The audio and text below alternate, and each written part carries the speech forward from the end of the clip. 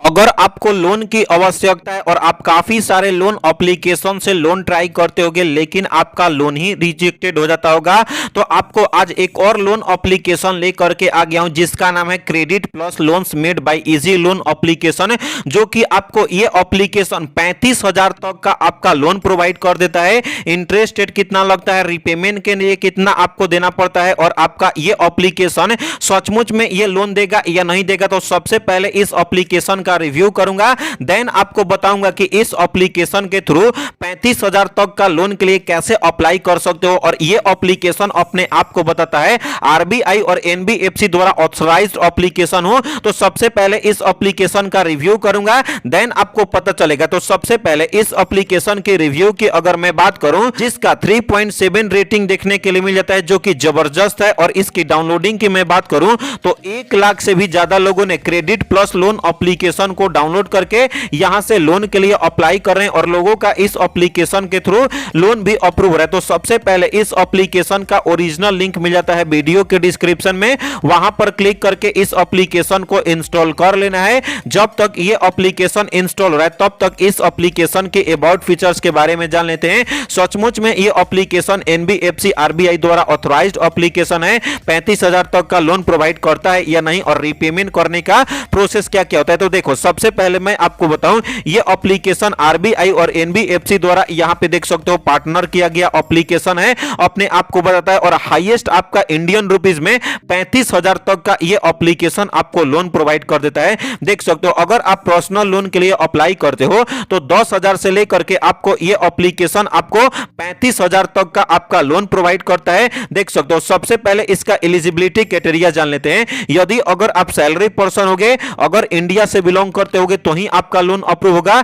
Repayment करने का समय मिनिमम और मैक्सिमम आपका 90 दिन तक मिलता है, और इस एप्लीकेशन में मिनिमम अगर आप पर मंथ 20,000 सैलरी कर पाते हो, यानी कि पैसे कमा पाते हो, तो आपका लोन अप्रूव होगा। और आपका एज कम से कम 21 साल होना चाहिए, और आपका जो लोन अमाउंट होगा वो आपके अपने बैंक अकाउंट में ट्रांसफर होगा। और अगर आप सैलरी जो है आपके बैंक अकाउंट में अप्रूव होगा तो और भी बढ़िया बात है आपके लिए। और गाइस, इस एप्लीकेशन का अब इसमें डॉक्यूमेंट क्या क्या लगेंगे ये जान लेते हैं। तो सबसे पहले आपके पास आधार कार्ड होना चाहिए, पैन कार्ड होना चाहिए, और आपका सेल्फी लिया जाएगा, और 3 महीने का आपका बैंक का स्टेटमेंट चाहिए। तो गाइस, सबसे पहले इस एप्लीकेशन का रीपेमेंट का मेथड समझ लेते हैं। कोई भी लोन एप्लीकेशन से लोन लेने से पहले उसका रीपेमेंट का मेथड समझना जरूरी होता है। इंटरेस्ट रेट कितना लगता है, रीपेमेंट करने का प्रोसेस क्या क्या होता है। तो गाइस, मैं आपको एग्जांपल के रूप में बताऊं, यदि अगर आप क्रेडिट प्लस लोन एप्लीकेशन से लोन के लिए अप्लाई करते हो, अगर आपका 10,000 का लोन अप्रूव होता है, इंटरेस्ट रेट आपका 20% पर ईयर के हिसाब से लगता है,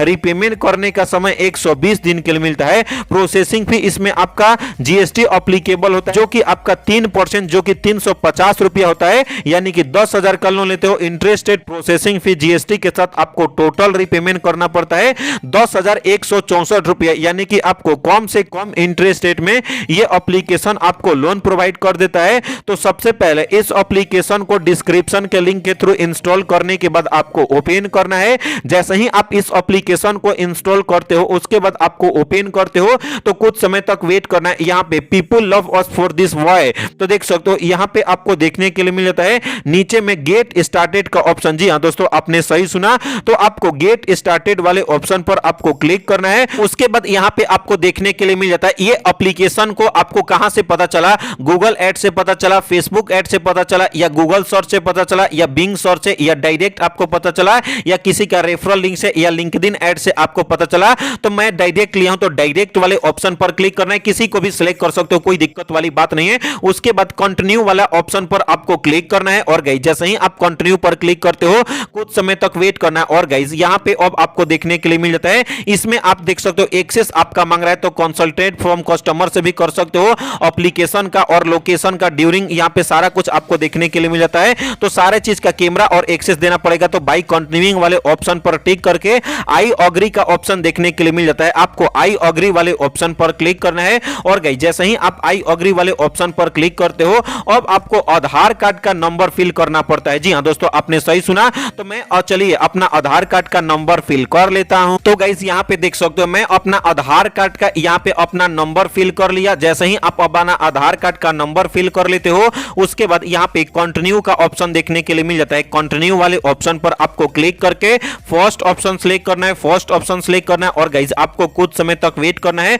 और गाइज जैसे ही आप कुछ समय तक वेट करते हो आपके अपने यहाँ पे आधार कार्ड में ओटीपी आएगा, ओटीपी को आपको फिल कर लेना है। तो गाइज यहाँ पे आपका आधार कार्ड का ओटीपी आएगा, तो यहाँ पे आपको आधार कार्ड का जो भी ओटीपी आएगा आपको आधार कार्ड का ओटीपी को फिल करके आपको कंटिन्यू वाले ऑप्शन पर क्लिक कर लेना है। तो गाइज जैसे ही आप अपना ओटीपी फिल कर लेते हो उसके बाद अब आता है आपका यहाँ पे पर्सनल इंफॉर्मेशन फिल करने के लिए। पर्सनल इंफॉर्मेशन में 3 सिंपल स्टेप कंप्लीट करने होते हैं, बेसिक इंफॉर्मेशन, वर्क इंफॉर्मेशन और आपको अपना बैंक का इंफॉर्मेशन फिल करना है। तो चलिए एक एक करके इंफॉर्मेशन को फिल कर लेते हैं। सबसे पहले आता है आपका डेट ऑफ बर्थ, तो आपको प्लीज चूज वाले ऑप्शन पर क्लिक करके आपको अपना डेट ऑफ बर्थ का मंथ, ईयर और आपका डेट अच्छे तरीके से फिल कर लेना है। उसके बाद अब आता है आपका जेंडर टाइप, एरो वाले ऑप्शन पर क्लिक करके मेल हो या फीमेल हो तो आप अपने हिसाब से आपको अपना जेंडर टाइप सिलेक्ट कर लेना है। उसके बाद मैरिटल स्टेटस, एरो वाले ऑप्शन पर क्लिक करना है,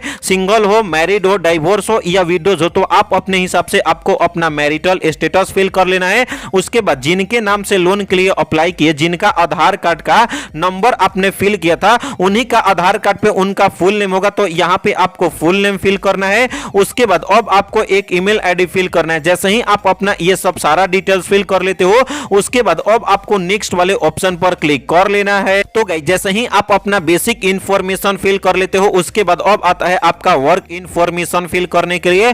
वर्क इंफॉर्मेशन में एम्प्लॉयमेंट इंफॉर्मेशन फिल करना होता है। एम्प्लॉयमेंट इंफॉर्मेशन में एम्प्लॉयमेंट टाइप प्लीज चूज वाले ऑप्शन पर क्लिक करना है।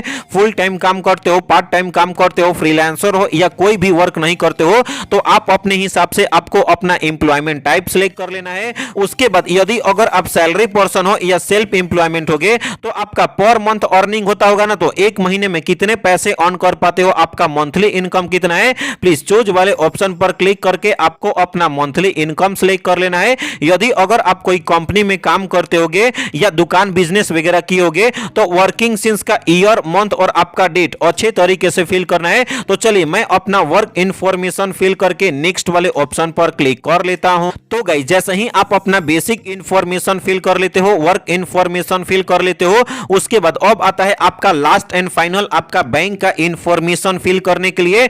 बैंक का इंफॉर्मेशन वही फिल करना है जिसमें अगर आपका लोन अप्रूव हो गया तो आपके उसके बैंक अकाउंट में लोन को ट्रांसफर किया जा सके, यानी टोटली बोलूं तो आपके पास एक्टिव बैंक अकाउंट होना चाहिए। तो बैंक अकाउंट ऐड करने के लिए आपको आईएफएससी कोड आपको यहां पे फिल कर लेना है। उसके बाद ब्रांच का नाम आपको फिल कर लेना है, कहां का आपका ब्रांच है। उसके बाद अच्छे तरीके से आपका बैंक अकाउंट का नंबर फिल करना है। आधार कार्ड का जैसे आपने जो नंबर फिल किया था अगेन से आपको आधार कार्ड का नंबर फिल करना है। ये बैंक डिटेल आपको सही तरीके से फिल करने के लिए आपके अपने पासबुक को देख करके आपको अपना बैंक का डिटेल सही तरीके से फिल करना है। जैसे ही आप अपना बैंक का डिटेल फिल कर लोगे उसके बाद आधार कार्ड का फ्रंट का फोटो अपलोड करना है और आधार कार्ड का बैक का फोटो प्लस वाले ऑप्शन पर क्लिक करके आपको अपना डॉक्यूमेंट को अपलोड कर लेना है। तो चलिए मैं अपना बैंक इंफॉर्मेशन फिल करके नेक्स्ट वाले ऑप्शन पर क्लिक कर लेता हूं। तो गाइस जैसे ही आप अपना सारा डिटेल्स फिल कर लोगे 24 घंटे तक वेट करना है। आपके अपने मोबाइल नंबर पे या ईमेल पे मेल जाएगा, मैसेज आएगा कि आपका लोन अप्रूव हो गया और बैंक अकाउंट ऐड करोगे